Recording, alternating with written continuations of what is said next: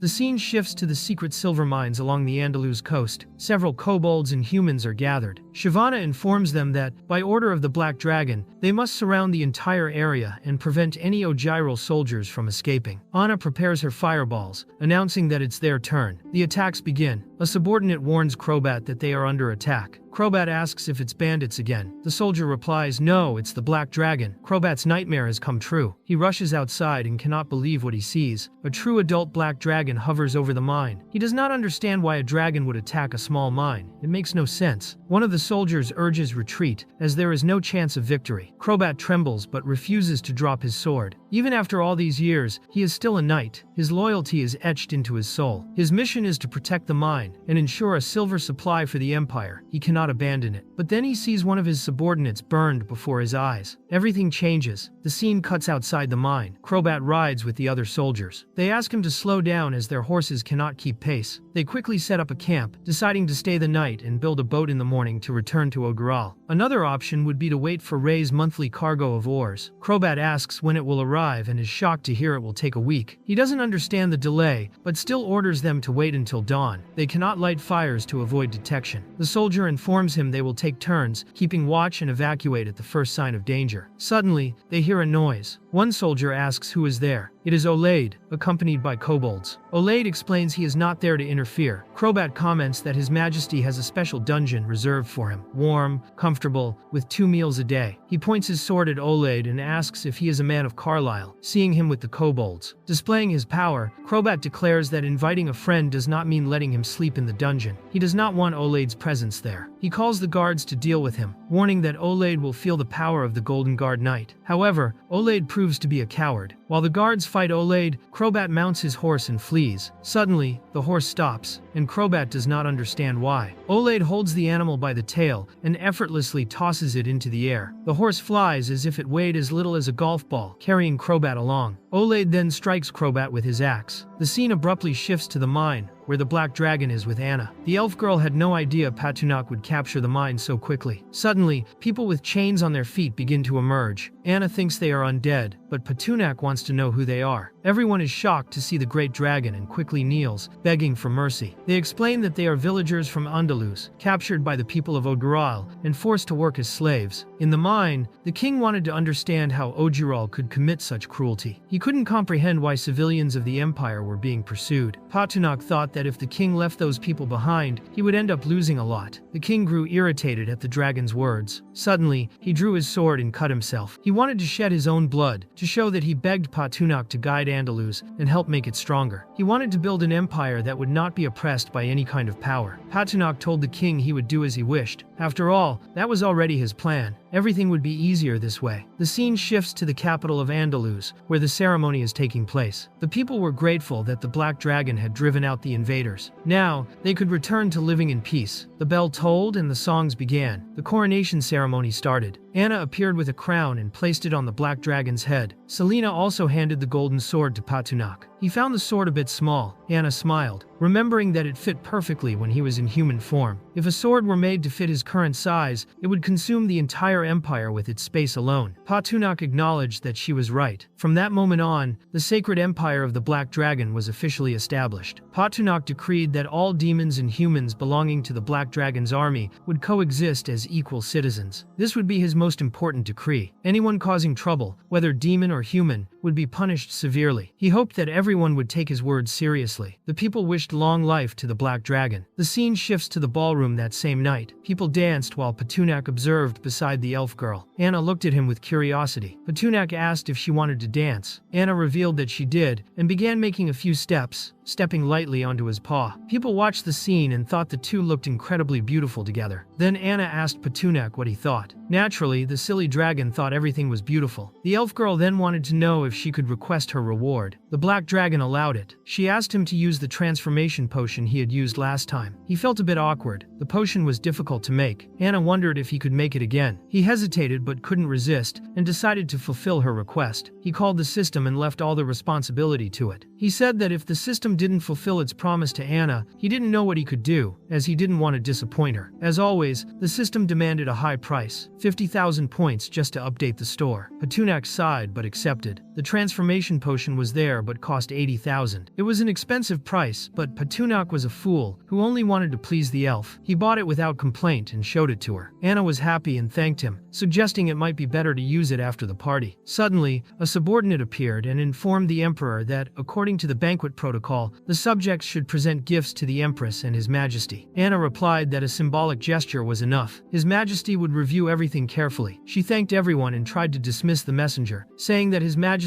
should rest a little. Patunak didn't understand and grew excited. He was already thinking foolish thoughts. Anna asked if the black dragon was sleepy. He admitted he was a little tired, but not enough to sleep just yet. He thought the party could still continue. People began to bid farewell to the emperor and empress. Anna led Patunak outside. He wanted to know what she was planning. She said she was just taking him back to the palace. When they arrived, he took the transformation potion, which now lasted 15 hours. This surprised Patunak. The price of the potion didn't seem to justify it, but perhaps it was a stronger version. Later, he would review the details with the system. He looked for Anna but couldn't find her. When he saw her, she was wearing completely different clothes. He asked if he thought she looked beautiful. Patunak blushed and said yes. She asked for a hug, and they embraced and ended up dancing a tango. The scene shifts to the meteorite mines. In the spider lair of the crypt, a person was wrapped in a cocoon. Suddenly, she freed herself. She was a woman with purple hair. She breathed the fresh air and felt very well. Nearby, a man was trapped in webs. She smelled something sweet coming from him. The young man was terrified and only wanted her to stay away. But the strange woman asked him to calm down. Then she bit his neck like a vampire. But she was no ordinary woman. She was a classification 6 arachnid monster. Her name was Yasha, known as the Weaver Queen of Fate. A spider appeared and informed Yasha that several mages had invaded the mine while she was emerging from her cocoon. Soon after, their bodies disappeared. The scene then shifts to the Andaluz barracks. Patunak flew through the sky. The dark orcs were working. The black dragon landed. He felt that it had been a long time since they had gone to war. He wanted to know if their teeth and claws were still sharp. A kobold responded that they missed the blood. The claws longed to destroy. Battle was their true home. Patunak liked what he heard. He explained that in the plains of Morrigan near the Moon Forest, there was a group of underground demon spiders that had raided the iron meteorite mine. He considered this an affront. He said everyone knew what to do. His army knew they should go there, destroy the invaders, and reclaim the territory. Patunak would go with them. The scene suddenly shifts to the Imperial Square of Andaluz. A knight was posting a notice on the board, and everyone was curious. The notice stated that the Black Dragon had taken an army of magical creatures to capture the meteorite mine, the same one King Anlius had failed to take. This sparked a discussion, as they thought that somehow the magical creatures would start humiliating them. A blond man passed by hooded, finding it striking that a nation was made up of magical creatures. He couldn't believe that magical creatures and humans could coexist in peace. He found it completely ridiculous. The scene shifts to the iron meteorite mine, where the kobold saw several silks and warned the black dragon that the silk contained toxins. Patunak, using his perspective ability, examined it. He saw that there were many spiders around. They hid in the underground part, and he didn't know how to make them come out. The kobold even had a grand plan to attack the iron mine. He based it entirely on what the black dragon had said before, believing they could establish a perimeter, set some traps, and use some magical creatures as bait to lure the spiders. He also didn't want the black dragon to worry about them, as they existed only to make the country stronger. They were sacrificing themselves for the good of the nation. Patunak was very surprised listening to the kobold, and explained that, in fact, they didn't need to be used as bait. They could fight normally. The issue was that Patunak couldn't use his fire breath, as it would melt the iron ore and completely affect extraction. So he began to fly, making it clear to the kobolds that what they should do was simply copy and break the mine's mountain. Patunak weighed about 10 tons, and in freefall form, he could cause great destruction to that mountain. Thus, the scene shifts to the inside of the underground demon spider layers of the mine. Yasha was sleeping peacefully until she woke up very startled. She wanted to understand what was happening, as she felt a strong sense of unease. Suddenly, a tremor shook, and an explosion occurred right above her. She was hit on the head by a rock. The scene shifts outside the mine, where Patunak had created a huge crater and crushed some small spiders. Without wasting time, he began to use his fire breath and ordered his army of magical creatures to attack. He believed that the spiders could be useful for players and craftsmen who could sell them. Quickly, Yasha appeared and couldn't believe she was seeing a black dragon before her. She couldn't understand how he was still in the 5th classification. She thought he had mutated,